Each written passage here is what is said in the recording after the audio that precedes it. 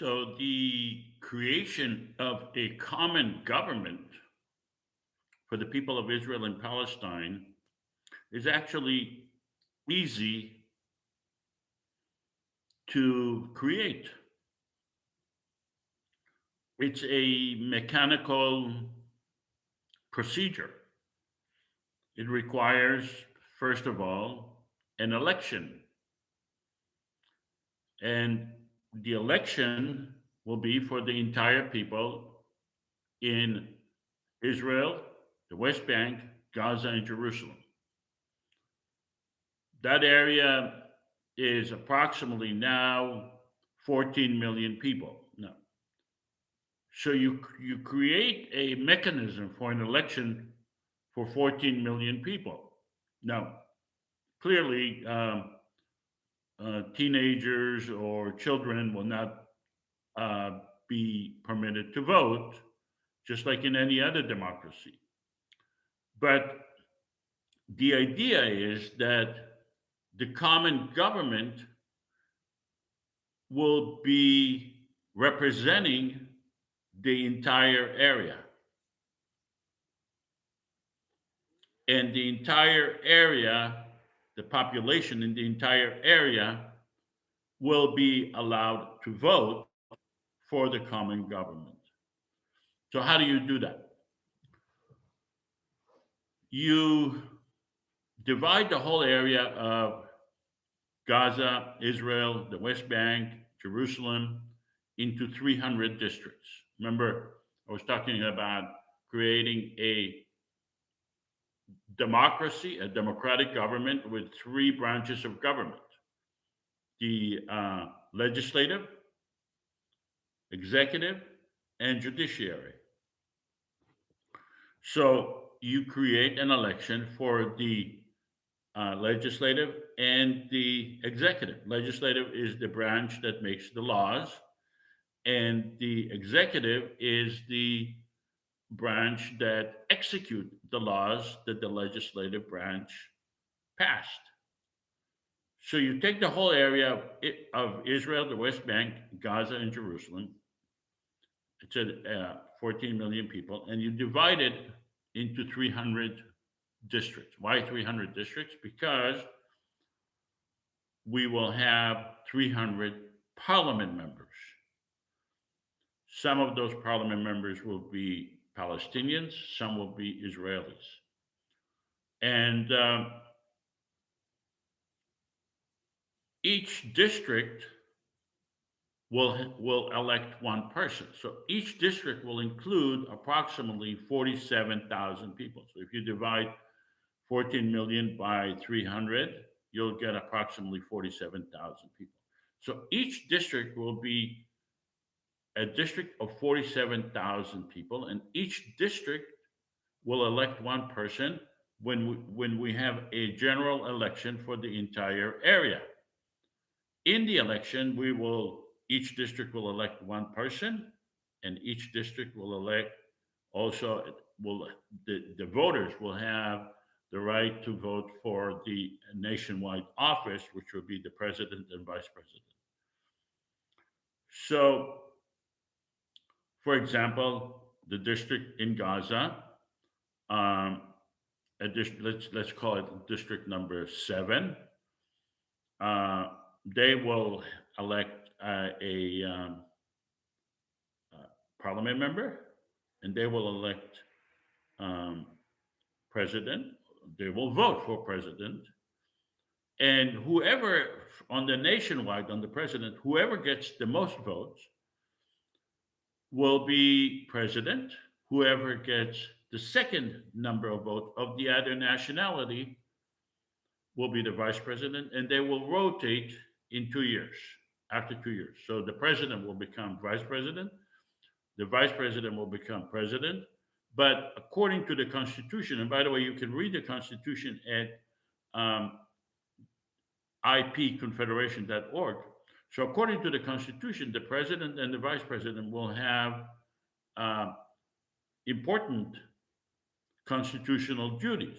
So, it's not like the vice president is less important than the president.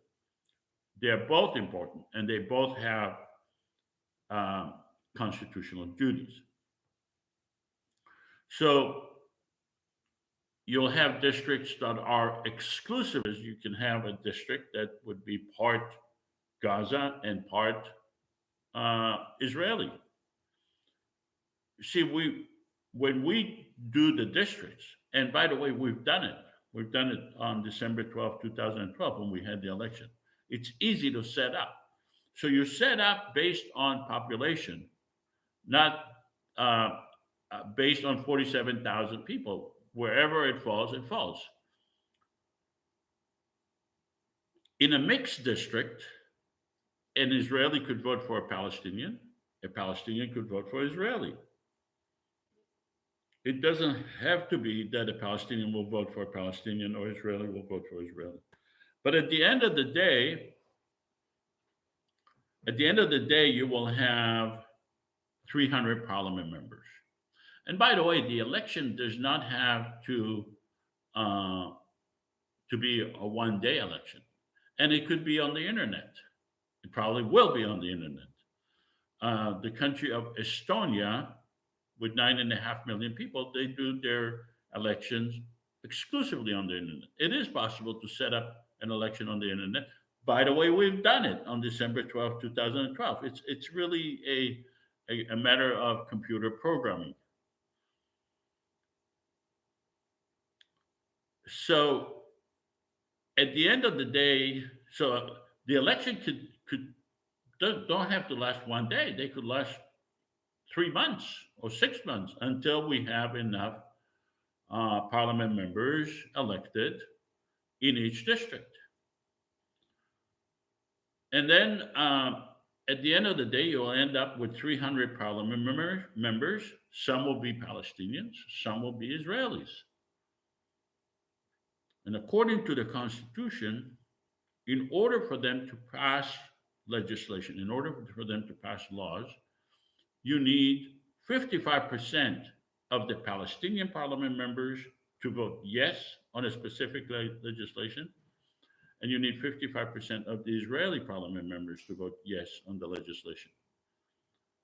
So legislation cannot pass the parliament unless both sides agree by 55%. Now let's assume that you have, we don't have to assume, it's guaranteed that we're not going to have an equal number of Israelis and Palestinians. Just not going to happen. You cannot have 150 and 150. Why? Because there may be more Israelis or more Palestinians, and there may be Palestinians voting for Israelis, Israelis voting for Palestinians. But the beauty of it is that the whole country engages in the election, that the whole country feels responsibility, feels that it has a stake in the outcome, that part of the democracy is that the people themselves own their destiny. And the people in this case are the Israelis and the Palestinian people together. And by the way, a lot of you say, "Oh, they don't have the history or the culture of voting." Well, that's not true. Uh, both on both sides, the Israeli and the Palestinian side, whenever they are uh, allowed to vote, they vote at very, very large numbers. Voting is easy. It's easier than riding a bicycle because we all have opinions of how things should be done, and we all have people that we prefer over others. And voting allows the public to have its uh, gut feeling to determine who is going to be leader, who is not going to be their leader. So at the end of the day, you'll have 300 parliament members. Let's assume, for argument's sake, that 160 of those parliament members will be Israelis, and 140 will be Palestinians. So, according to the Constitution, in order for the Palestinians and the Israelis to pass legislation, you need 55% of the 140 to vote yes on the legislation, and you need 55% of the 150 to vote yes on the legislation. So that equalizes their power, and it creates a situation where no one side can take advantage over the other. Now, that's not the end of the legislative process, because remember, we have the Israeli government and the Palestinian governments are not proposing to dismantle them. It's not even possible to dismantle them, as I discussed in other videos. So when the legislation passed the parliament, and now I'm talking about the separate government, the Israeli-Palestinian common government. When it passes the legislation, it is then submitted to the Israeli and the Palestinian governments. And when I say governments, I mean their executive branch and their legislative branch. In in Israel, the Knesset, and the Palestinian side is the parliament. And we give them a veto power. We say, here, we are a common government for the people of Israel and Palestine. We are not claiming to be above you. We are claiming we understand that we are below you. You are the one that have the sovereignty, you have the power, you have the military power, the economic power. But we we pass legislation that is advantageous to all of you, to all of us. And we give you a veto power over that legislation. And if you veto it, it's not going to pass. But if you don't veto it, that means you agree to it, and it's going to be the law of the land. So you may think, well, the Israeli and the Palestinian government, they're going to veto everything. And I say, not so fast. Not so fast. In fact, they'll probably veto very little. Why? Because the legislation that already passed both sides is a positive legislation. It's beneficial to the Israeli and the Palestinian people together. Because remember, we are a government with a grand view of the whole area. And the only way that legislation could pass the common government is that if the legislation is good for the whole area. So if the legislation is good for the whole area in terms of human rights, in terms of peace, in terms of economy, in terms of security, safety, everything. In other words, what I am saying, and this is what we do in the simulations that we have on a regular basis, we introduce legislation that is beneficial to both sides. And we ask in the simulation for some people to become Israeli prime minister, Hamas leader, Palestinian Authority, and most participants are the parliament, in the parliament. And we pass legislation, and then we submit it to the Israeli and the Palestinian government, and they don't veto it. Why? Because it's beneficial to both sides. And if they veto it, they will be exposed as a government that is against its own people. It's against peace, and it's against its own people. So let me give you an example. One of the legislation that we pass is we say that both governments, both educational systems, must teach tolerance and understanding towards each other. Now, remember the many times when the Israeli prime minister is asked, well, why is there no peace? They say, well, because the other side does not teach tolerance. And when you ask the Palestinians president, why is there no peace? He said, because the other side doesn't teach tolerance. So here we say, well, here is legislation that both sides are required to teach tolerance. And it would be very hard for either side who claims that they themselves want to teach tolerance, but the other side is not willing to do it. It will be very hard to veto it because they will be exposed as a government or a prime minister that is not willing to make peace. Now, there are many, many legislation. We pass over 20 pieces of legislation to create a joint economic zone, to create a joint police force, to create a joint passport. In other words, just to create a joint international airport, for instance. So, uh, to create a joint railway system, to declare peace by stating that both sides respect the religion of each other, that both sides accept the religion of each other, and both sides understand that no religion owns the land, or that whatever they want to say, that no religion is the exclusive owner of the land.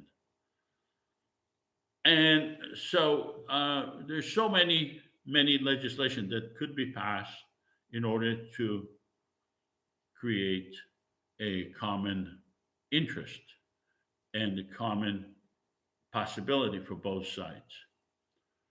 So now let's go to the executive branch of the common government. The executive branch is the branch that it would be the president and the vice president. And usually, under the Constitution, the president is the one who negotiates. Because you see, we're not going to just pass legislation not knowing what either side's red line. So the president will be negotiating with the Israeli prime minister, with the Hamas leader, with the Palestinian Authority, but also with the world at large to see what funding could be made for certain projects, what um, support there will be for certain projects, for certain legislation. So the president and will get support from everyone, and will be able to create uh, the groundwork for the legislation. So I think that eventually this common government could create peace and could be a game changer for the area of Israel and Palestine, and would be an example to the whole region in terms of changing the economy, changing the government structure into a more democratic system that benefits the entire population.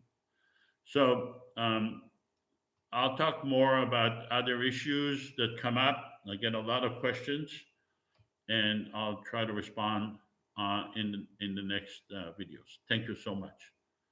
You can look at the website www.ipconfederation.org, and I hope you join our simulations because you'll see for yourself how it works. Thank you so much.